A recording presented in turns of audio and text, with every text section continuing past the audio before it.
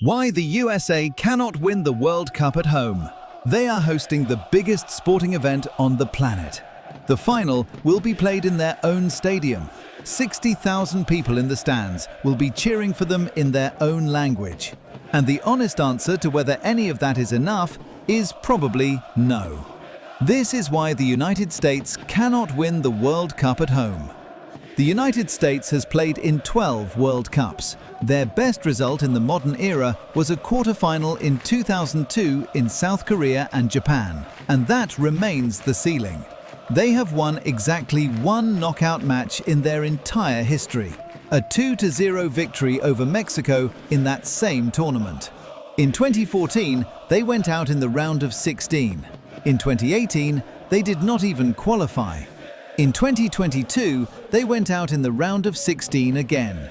This is not a team that has been quietly building towards something. This is a team that has been stuck at the same place for 20 years. And the reason goes deeper than tactics, or coaches, or individual players.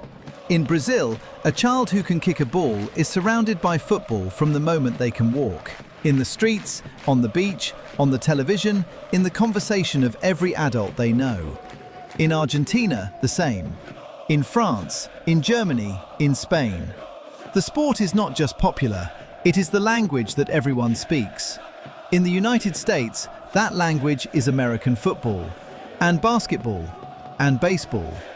The best athletes in the country, the ones with the fastest feet, the sharpest instincts, the most competitive minds, grow up dreaming of the NFL, the NBA, the MLB. Soccer gets what is left. For 32 years, from 1954 to 1986, the United States did not qualify for a single World Cup.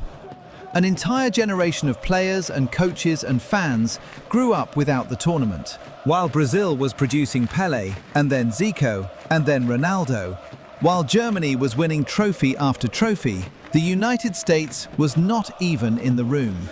That gap does not close in a decade. It barely closes in 3.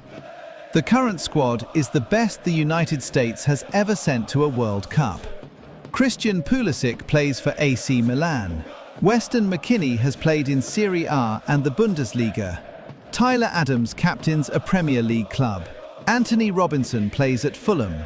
These are real players at real clubs at the highest level. Mauricio Pochettino, who built Tottenham into a Champions League finalist and managed Paris Saint-Germain, is their coach. On paper, this is not a team to dismiss. But paper is not a pitch. In the group stage of this tournament, Turkey beat them. A well-organized side with a clear plan and a late goal. And the United States, at home, in front of their own crowd, lost. It is exactly the kind of result that reminds you of the distance that still exists between ambition and reality. Home advantage is real. It reduces travel. It fills stadiums with noise that pushes tired legs a little further. It means the players sleep in their own time zone, eat familiar food, see their families.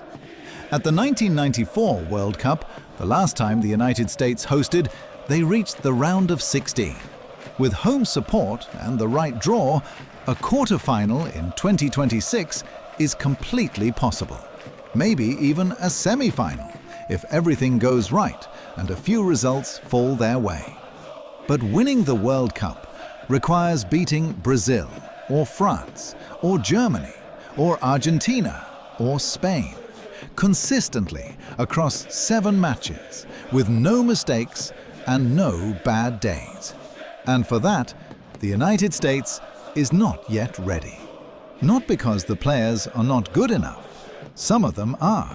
But because the system that produces those players, from the academies to the leagues to the culture around the sport, is not yet producing them in the numbers and at the level that the very best nations do.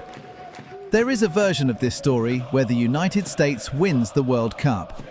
Just not yet. In 2026, they are the hosts, and that matters. The crowd will be enormous, the atmosphere will be real, and the team will play with an edge that only comes from knowing that 100 million people are watching. But edge alone does not beat France, and passion alone does not beat Brazil.